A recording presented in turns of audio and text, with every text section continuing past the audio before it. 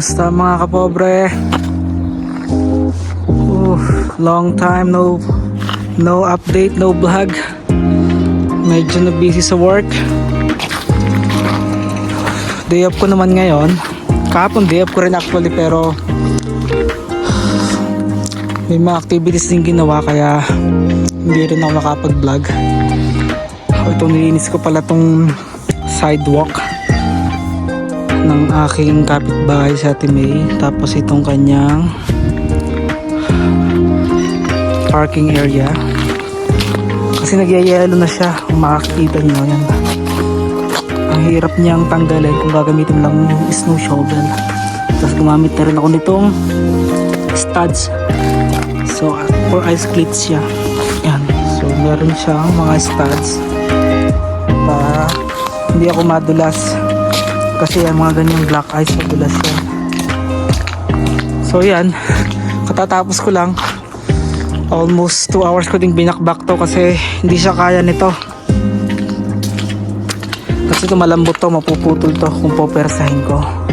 Eh medyo maganda yung panahon ngayon, so kung mapapansin nyo mainit. Tapos plus 3 yung temperature ngayon. Kaya as a result, nagtutunaw yung mga snow. Ayan. Galing yun sa bubong ng bahay niya, yung pinaka-drip. Tapos diretso dito sa baba. Kasi mga bubong napupuno rin ng snow. So, delikado pag masyadong bumigat. Dapat tinatanggal din yun. Yan, yun yung paligid niya. Ang dami pa rin ng snow. Yun, bundok pa ng snow yun. Pero yung pinalinis niya sa akin yung parking area niya tsaka yung sidewalk. Yan. Ngayon, maganda yung panahon pero next week probably ko na naman mag-snow na naman. So, yung mapapansin yan. Almost 1 month na yan dyan. Ang kapal na. Yan, dinaanan ko kanina. Kita niyo yung lalim mo. Nasa almost 2 feet yung lalim niya. Dinaanan ko kanina yan. Yan, tapos nagpunta pala ako kanina sa dentist kasi may appointment ako. Oh, yan o. Grabe yung tulo ng isaw dito. Bagong bahay to dito. Pinaparentahan to. So yun, mabalik tayo. Galing ako ng dentist kanina. And supposed to be ipapa-adjust ko lang yung braces ko. Ang lalim mo. Pantay na ng aking winter shoes.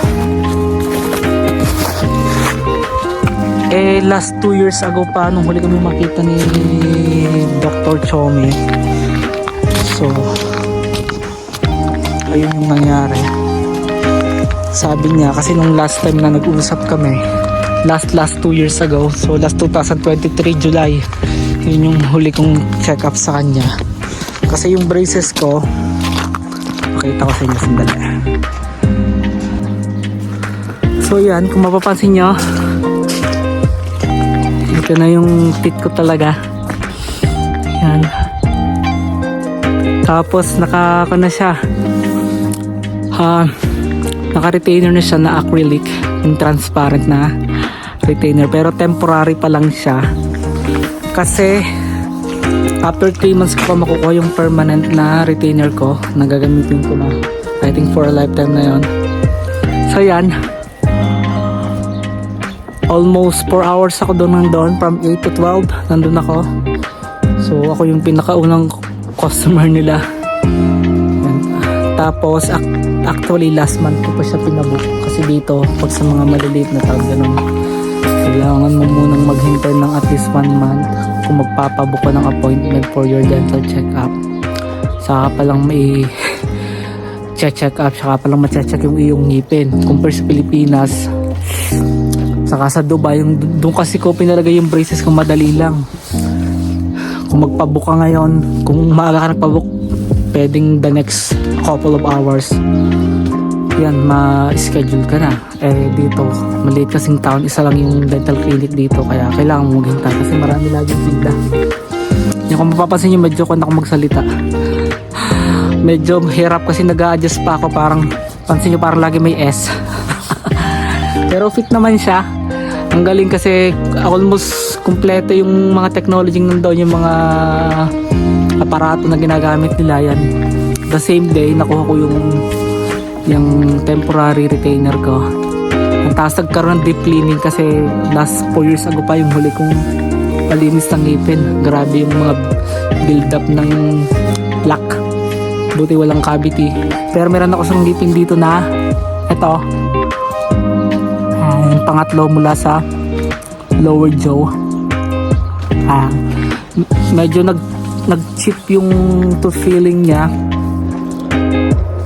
So, tinanong ko sa kanila magkano aabot ng 460. Sabi ko, tapusin ko muna tong sa retainer ko. Maybe after few months, yan, paayos ko na. Kasi hindi naman siya ganun kalaki. Okay pa rin naman siya. May bingaw lang siya, maliit lang. Okay pa naman yung shape ng teeth, wala namang bulok.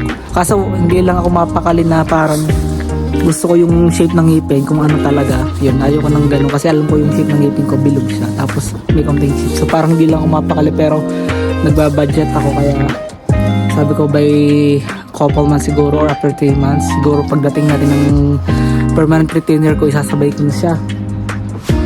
Yun ang gagawin ko. Tapos yun, nagbigay naman sila ng discount sa akin kasi ang hirap dito kapag wala kang insurance. Sa mga temporary worker na katulad ko, mahirap.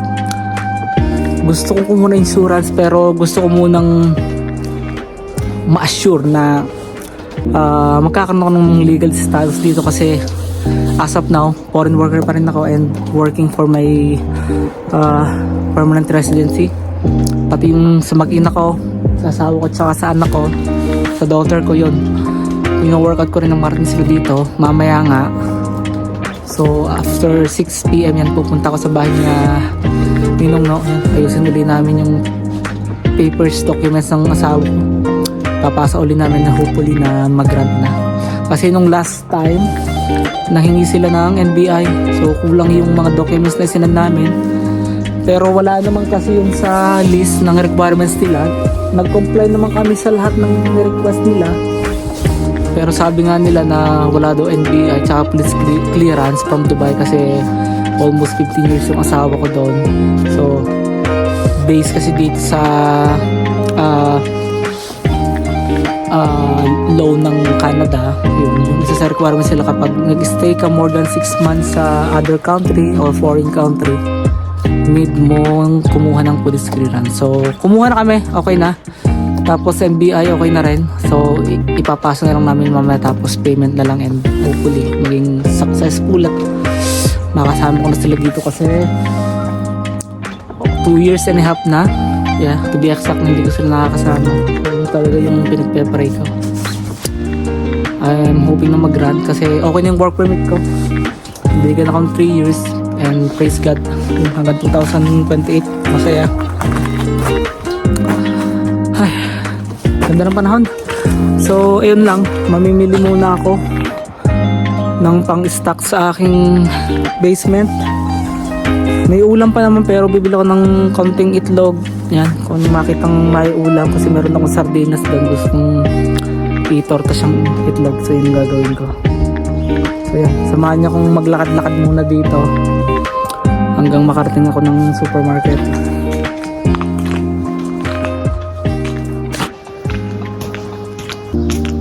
Karamihan ngayon sinasamantala maglinis ng kanilang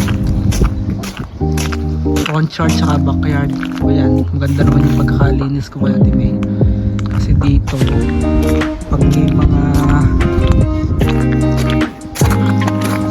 civilian na dumaan sa pedestrian, kunyari ito tapat mo, may naglakad dito tapos nadulas, sasagutin mo kung magkano yung medical bills niya. Sa bulsa yun, kaya kailangan dito make sure mo na laging linis yung paligid mo, especially during winter. Kasi ako dito nadulas na.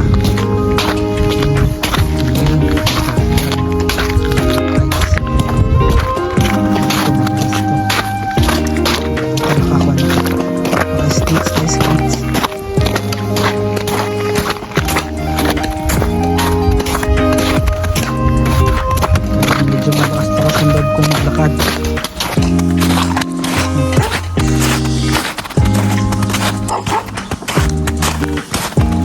delikado kung wala kang ice cleats tapos yung sapatos mo walang traction, patay ka. Ayan, madulas yan pero confident naman ako kasi may ice cleats tayong gamit. Tapos bukas balik na naman ako sa work. Sorry kung medyo kung yung pagsasalita ko parang maraming S kasi nag-a-adjust pa ako dito sa retainer. 10 years din kasing nakalagay yung braces sa ngipin ko. Tapos dito ko lang talaga siya napatanggal. Okay din yung suggestion ni Doc Chome kasi kung ipapa-adjust ko lang siya magbabayad ako ng 250 tapos babalik na naman ako. Sabi niya okay na yung ngipin mo, maganda yung ngipin mo, healthy naman. So ano pa yung purpose ng patuloy mong paggamit ng braces? Sabi niya gusto mo bang hintayin mo pa yung anak mo na dumating tapos magbanding kayong parang naka-braces? Comedy si Doc Chome. Pero alam mo niya, ang bait niya. Yung amount na babayaran ko kalahati lang yung siningil niya sa akin. Tapos yung x-ray, ang mahal ng x-ray or yung scan ng ngipin mo, yung nakatayo ka tapos may nakakagat ka, may papakagatin sa'yo tapos iikutan ka ng machine, yung like 360 yung ikot. So mahal nun. So sabi niya hindi na niya ako charge doon, binigay na niya kasi nga tinatanong niya ako kung may CBCP insurance yung dito para sa dental care. Hindi pa nga ako PR. Alam niyo ang ginawa nila, tinry nila pati yung staff nila, babait ng staff nila. Kalimutan ko yung pangalan ng staff na nag-assist sa akin, dalawa sila. Ang babait nila na talagang todo assist, tapos tinulungan din nila akong mag-try sa CBCP pero hindi siya nag-work. So kailangan ko talagang may legal status, I mean yung pagiging PR, yun, hindi yung foreign worker lang. Kaya siguro naawa na sa akin.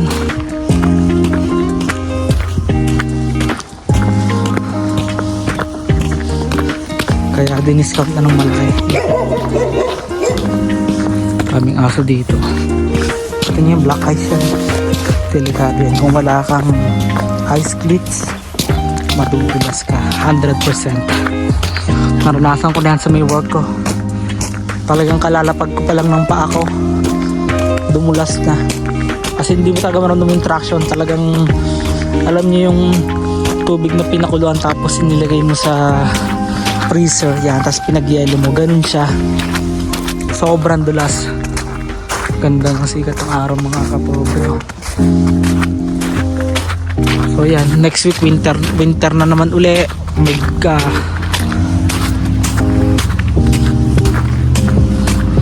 Mag-i-snow na naman uli next week. Kaya pinag-iisa sa akin natin may iyon.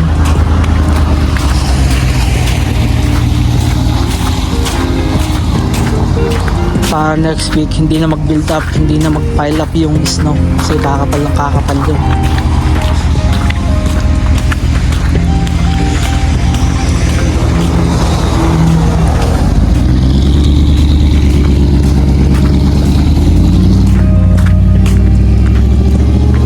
Tapos na siguro schooling kaya maraming sasakyan. Alas 3 na yata. Yung maganda naman yung main road, nalinis naman nila. Dito tayo dumaan. Hindi pa ako kumakain mula kanina yung alis ko kasi ang aga alas 8 usually nagigising ako alas 12 pero sinamantala ko na kasi kapag pinakancel ko yon, kukuha na naman ako, magpapabook na naman ako, hindi ko naman mag-wait ng another month. Yung ngipin ko, yung braces niya, yung rubber, halos pa na lang, 3 na lang yung natitirang may rubber. So yung bracket niya, iba sa braces, isa-isa may bracket sa kada ngipin. So 3 na lang natitira sa taas at saka sa baba ng may bracket. Syempre pag walang bracket, matatanggal yung wire niya. Yung hairpin kumain, medyo control ako sa pagkain, almost 1 month ko yung tinis yun.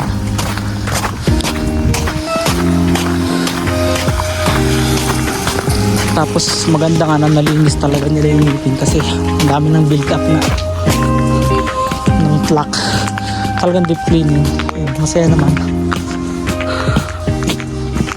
Worth it yung paghihintay.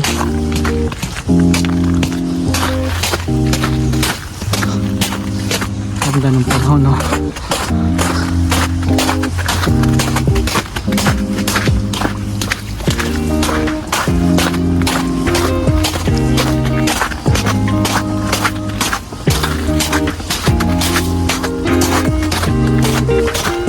Ang nakakapanghinayang lang sa dapat pala dyan nawari pa ako nagpa-book ng appointment para pasok sana sa tax refund. Kaso February na ngayon, pero okay lang, next year na lang.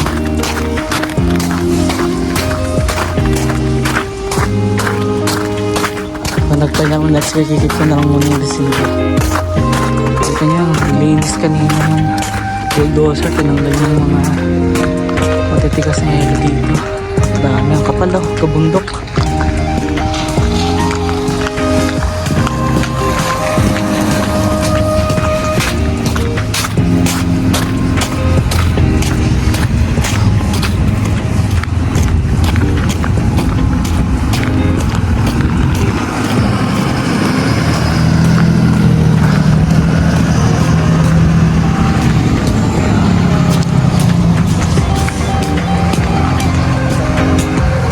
Masyadong tao ngayon dito sa town, ah. May parcel pa ako hinihintay, dalawa pa eh. Kaya unbox ko rin yung papakita ko sa inyo. Kasi meron akong nakita sa Nike na meron silang limited edition na shoes na parang Kobe yung kulay niya, pero Jordan 1 low na OG siya. Actually, 3 siya. Installment naman, kaya okay lang. So, kinuha ko na. Siguro last na yun for this year kasi ang dami ko na talaga sapatos. Kailangan ko ngayon yung shoe rack na acrylic yung hahanapin ko ngayon. Medyo madali lang bumili dito ng mga ganyang expensive things. Kasi hindi naman sila nahihingi lang bigla.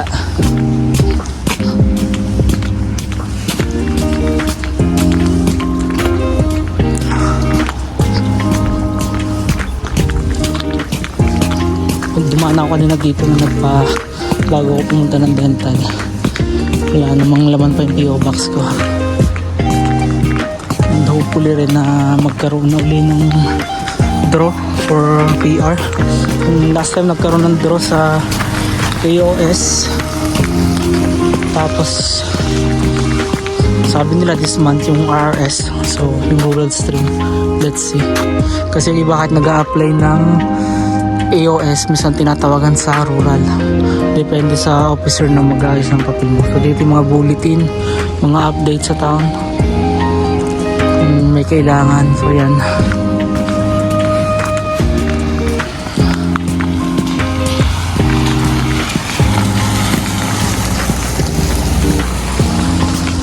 Ganda ng panahon, ah. So yun yung dental clinic na yun. So makapakita kasi doon ako galing kanina. Yan, doon ako nagpa-asan. Yan po yung mga sakyan na babait.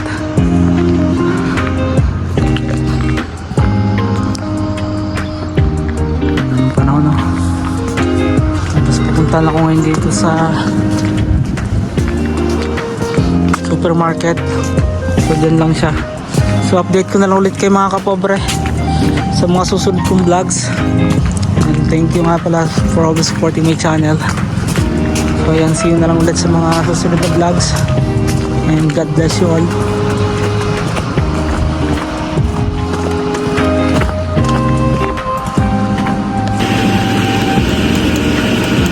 So ayan mga kapips, dito na ako sa bahay. And ito yung ilan sa mga napamili ko. So yan, tapos may mabait na customer doon. So meron silang pag-giveaway ticket. Eh sabi niya, bigay na lang daw sa akin yung ticket. So ang dami ko ngayong i-scratch na ticket. Ayan, bigay niya, ang dami niya kasi pinamili yung nasa worth 200. Yung sa akin 50 bucks lang. So scratch ko siya mamaya. So gumagawa ko nitong sardinas na binate sa itlog. Ayan, tapos may kamatis lang to, sibuyas, tapos magic sarap, saka acid. So yan, tapos yung green onions meron din. Ito naka-promo lang to, $2 lang siya. Yan, lutuin lang muna natin to. May kinukuha na lang akong itlog sa work ko. $8 lang, kaso lumipat na siya ng work, kaya tapos parang hindi na rin siya nagbebenta, so medyo mahal siya, $12. Pero okay lang, 30 pieces naman siya. So lutuin ko lang muna to, tapos kakain muna ako at nanliligo at mag-prepare na mamaya kasi punta ko na ninong no, kasi ayos namin yung documents ng asawa ko tsaka yung sa anak ko pagpunta nila dito. So yun lang, gawin na natin to.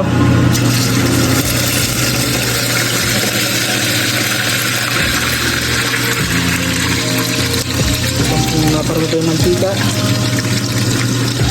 mas okay siya naman marami. Usually dapat naman talaga marami. Pasensya na kasi maingay yung exhaust fan. Ayan, medyo maingay.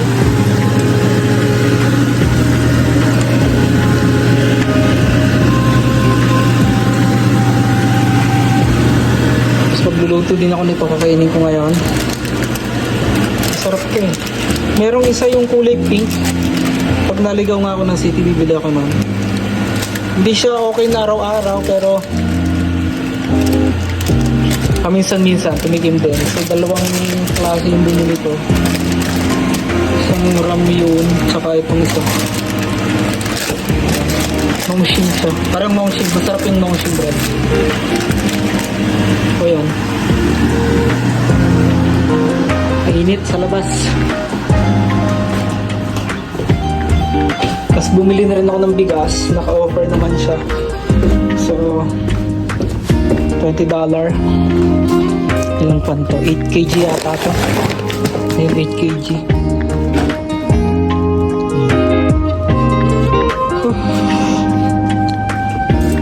Tapos ito rin yung ilan sa mga napamili ko. Ito para sa ngipin ko. Yan. Tapos ito bigyan na ito ni Dr. Chomi. Pati ito. Itong pang dental floss. Bigyan din niya. Ay, nagpatak. Asaan na? Iyon. Ito. Ayan.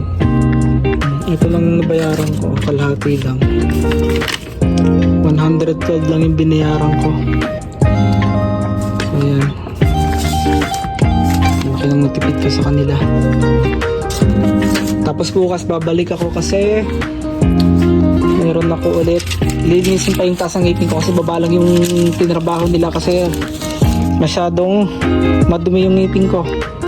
So yung $43 yung pinamili kong to. Ito galing na to sa kanila ito. Kasi sabi nila magiging sensitive yung gums ko nito kasi talaga nilinis yung kaila, ilaliman ng gums. Ang ganda ng pagkakalinis, as in talagang deep cleaning. Yun. Tapos bukas bago ako mag-work, dadaan muna ulit ako sa clinic. Linis yung ngipin ko, tapos yun. Wait na lang ako ng 3 months for my retainer. Tapos yun, after noon yun na lang to feeling, tas okay na. So yun lang mga kapobre. Punta ako sa bahay, ito yung taas, doon ako sa basement, dito yung pinaka-ito. So see you next time na lang ulit. Nakain muna ako. Bye bye, God bless you all.